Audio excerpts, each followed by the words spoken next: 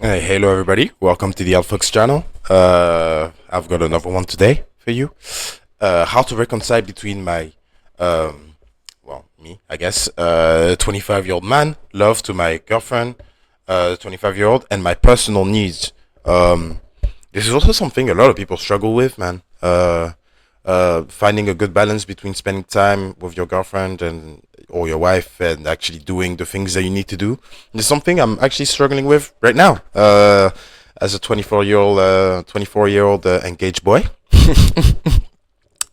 I'm still struggling to find the perfect balance between my fiance, my friends, my work, my hobbies, and it's something that takes time. Something that takes time. I'm gonna say that off the bat. I did not read what this man had. I don't not read what this man had to say. Navero or Naver zero, sign like that. Let's see. And I would like to try and help him out. Let's go. Hey everyone. I'm in a loving relationship together for 1 year, but friends for 5 years. That's good. With someone who is religious and traditional. Okay. The thing is, I've moved away from all that, and I don't believe in marriage or any of the traditional stuff. Okay. My girlfriend is a virgin, and she wants me to wait until marriage for intimacy, which is a huge point of contention for me. Okay. My parents are also expecting me to get married sometime. Even if I do it for them and my partner, it still means I will be lacking the intimacy I need for some years, at least until we're both ready for marriage. The worst part is, I haven't told my parents that I've left the religion. I will create a lot of sadness and most probably lose them and the rest of the family if I tell them the truth. Oh my god, man. Okay, this is okay. I will live a double life forever. We're currently long distance, which makes things even harder. Damn. We've tried to find some middle ground, but it's tough. We've had some online phone intimacy, but she always ends up feeling guilty afterwards, which makes me feel bad and creates this shitty cycle. I love her a lot, but I don't know if I can keep living like this. Is it worth compromising on your core beliefs for love, or does that just lead to resentment? Thanks in advance. Any help? Okay, okay, I got you, bro. I got you. Okay, so as I understand, you were raised in a religious family. You have a girlfriend that's also religious and traditional, but you lost um, your religious, how do you call this? Your drive. You lost your drive. You lost your belief. So I'm asking you a few questions, if you don't mind, before I start. I would like to know what religion you're from and what traditions your family and her family follows. Because I well, I guess it's 2025, so religion also changes. But I find it weird that religious people that wait for marriage have boyfriends and girlfriends. I guess you guys would just get married straight away and just move into a house together. Like the religious traditions of all times. But I don't know. Obviously, that clearly changed. Um, the few religious people that I know, the strict ones, usually they get married, they move in within like a year, they already have a house with their husbands, and they obviously engage in intimacy because they are now with their wives. I can see also that you've been of long, yeah. So yeah, you've been friends for a long time, 5 years, together for 1 year, fair enough. And your question is, does it lead to resentment if I sacrifice my core beliefs for love? It depends how. It depends how. I think that you could have a Christian marriage without compromising your core beliefs. This is how you I think you should do it. I understand that you've lost your. I'm not religious, by the way. Just say I'm not religious and I'm not traditional at all. If I'm talking the American English, French traditional sense, Western traditional sense. I'm not traditional at all. I'm quite liberal in terms of like how people should live their lives and how I should lead mine. But in terms of marriage, this is why even as a non-traditional, non-religious guy, I think marriage is still very important. I guess you'd be marrying in a church, um, and I don't think this is something that can block you. Even as I don't know if you're atheist or agnostic. So if you think God clearly doesn't exist, or if you think you don't know if God exists, I think you need to focus on how much you love that woman. So um, you can also be honest with her. I think you should tell her before you tell your parents and her parents. You should tell her that you're struggling with God. Maybe try and seek your priest. Your priest can always advise you when you're struggling with beliefs, and guide you into what you should do or not. I don't know if you go to therapy. Therapy is another good option. But if you're more on the religious side, I'm guessing you'll probably have an easier time confessing to your priest. So that's also a very good. You can go to your priest and confess that you have doubts about religion, and they can help you. So, and that you can obviously in your contest. I have doubts about religion, and this affects my marriage. Can you help me? Priests can help you do this. They've seen this. They've seen this situation hundreds of times before, I'm sure. If you don't want to go to your priest, go to your therapy and ask them. Your therapist is going to be able to detect if your non-belief in God is more important to you than your love for your potential wife. I think that this is something you need to learn yourself, and you can ask for help. And you can either go to your priest or go to your therapist, so that they can detect what is going to be the best option for you. Can you live a life of compromising your beliefs in order to be with the woman you love, or is that going to be too much and you're going to have to find somebody else? That's a very complicated situation, but there are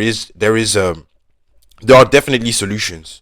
There are definitely solutions. I think that sacrificing your core beliefs could lead to resentment for sure. I think that is something you need to be careful with. But you're not completely new to religion. You're already familiar with the concepts, as I understand uh, your post. You already know what religion is, so it's probably going to be easier to act like you are religious. So go to church with your parents. Have uh, Christian parties. I'm guessing with like prayers and giving, and also you know like specific Christian parties like Easter. Certain celebrations. I don't know if you disagree. I mean, you said that the intimacy is a huge point of contention for you. I understand. You can get rid of it by getting married. Now, are you scared of getting married? I don't. Um, I feel like you are scared of getting married because it's a bigger commitment. You guys are doing long distance right now, which is not the best situation to be in if you want to get married to someone. So I would advise that you move in with her for a little bit and avoid intimacy, which is going to make it harder. But then you'll know if this is who you want to be with. You need to forget intimacy for a little bit and focus on her as a person. And if you love her like that, I think that it could be a good idea for you to sacrifice your core beliefs. Not entirely, but at least somebody needs to know how you feel. It has to be her. You have to tell her how you feel. You have to tell your priest or your therapist how you feel, and you have to let people advise you on what's the best course of action to take. And make sure that when you tell her how you feel, tell her that it is complicated because you do love her and you don't know what to do. You don't know if it's good for you to love her despite the way you feel inside about religion, or if it is a good thing to love her and ignore how you feel about religion, or ignore it enough so that you can, marry her and follow Christ in the way she does. And tell her that it's not something you know. You're allowed to not know how you feel about certain stuff. That's why you need help from other people in order to decipher that. I'm telling you that you might you it's okay to not know, and she has to understand. Because obviously, if she doesn't, then you I'm guessing she probably wouldn't want to be with you, and it is a big risk. But ask yourself this: is it riskier to stay with her, never tell her anything, and risk that you will resent her for your own choices? So it's not even your fault. It's not even her fault that you resent her. It's all you. You decided to not tell anyone. You decided to marry her through Christianity without believing in it, and maybe down the line you're gonna hate her for that when it's not even her fault. Or she may hate you because you don't believe in Jesus Christ anymore, but at least you were honest with her and you said it with your chest, and you said it to protect yourself and to protect her from potential future tragedies. So I definitely think that this is the best option. So um um you can be honest and come out and tell her that you don't believe in it anymore. And I think that a proof of her being the love of your life would be her supporting you through that. she's probably gonna be mad, huh, for a while. Uh, I would expect that for at least a day or two. Not just not speaking to you, but just mad in general, not understanding, confused. That's fine, but you need to try and see if she can support you for that. And if she cannot, then you probably would have to find other people. I know it's weird because it feels like I'm asking you to just destroy your entire life and go out with this secret. I don't know how big a deal it is for you, but if you tell me it's a big deal, I will believe you, bro, because usually these things are huge deals in religious families.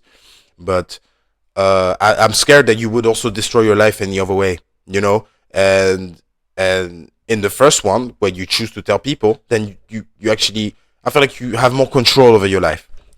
This gives you more control. This gives you more agency into what you're gonna be and who you're gonna be. Whereas if you bend down to the beliefs and hide, really, uh, uh, it's scarier for everybody, and you're gonna be the only one hurt, man. In the end, if you do decide to not go out with your feelings and not tell how you feel, you're gonna be the only one hurt, and that's not fair. That's not fair because yeah, you were raised in a certain way. That's something you didn't necessarily choose, and now you're going to be the only one hurt. No, people who love you have to accept that you're not like them sometimes, and that you're not perfect, and that you you'll take a different path. And it's hard when they don't accept it. I think that your parents probably won't accept it for a while and then come back to you eventually. About your girlfriend, I don't know. I don't know. Um, and you need to also make sure that you know if you want to get married or not. And the reason why you would get married, I completely forgot to say that earlier, but the reason why you want to get married as a non-religious, non-traditional person is in order to solidify your partnership with someone else in front of their families and your family, which basically helps you. It's Jordan Peterson talks about this, the psychology of marriage. When you vow and you say, "I will stay with this woman for the rest of my life through worse and through the best and through the worst," right? And you say that in front of her dad, her mom, her cousins. This actually actualizes your commitment in a harder, in a higher, on a higher, I guess, in a higher state in your mind. So in your mind now, you've made a higher commitment. It's like, for example, it's like being the president. You go and then you put your hand on the Bible or not, or you just swear it before the people of France or United States or England, and you swearing to them that you will take care of them and protect them, basically solidifies the idea that this is your job and this is what you're going to do in your mind, because you've now said it to thousands of people or hundreds of thousands of people. So this is something that's real, and it doesn't need God, and it doesn't need traditional values like, oh, a man and a woman belong together. No, I think that yes and no. I guess it used to be the case before, but I think that if two people want to be together and want to have this unique relationship between themselves, and then you guys make whatever contract you want to make. But I think this is something more human than religious. You're probably Christian. You're gonna see that people get married all over the world. You have these ceremonies since the dawn of time everywhere. Two people, a man, a woman. Historically speaking, at least, huh? If I'm talking about the entire world, and they join themselves to join two families in order to be a new couple. Um, this is something that we see all across, and um, it's to solidify your relationship with your significant other. Nothing more, nothing less. Not for everybody else, huh? For you, as a Westerner, non-traditional, non-religious, you do it for yourself because you want to you want to tighten that commitment with them. It would be the exact same thing if you don't call it marriage and you call it bonding ceremony. And I'm just gonna take like 500 people to the beach. We're gonna party until 5 a.m. and then at 6 a.m. I pop the champagne. I'm like, yeah, I'm gonna stay with this woman for the rest of my life, and then we kiss. That's basically the same effect. Everybody knows they came here to celebrate you and your wife, or your wife and your husband.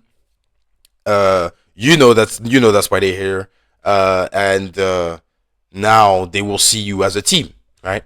And that's what you want to do for marriage. You want to solidify your team. Anyways, this was my advice for this.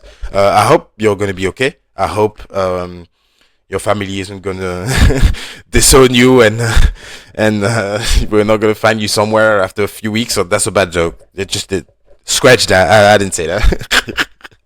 But no, I hope everything's gonna go good for you, and I hope you can go forward with your relationship also in that way.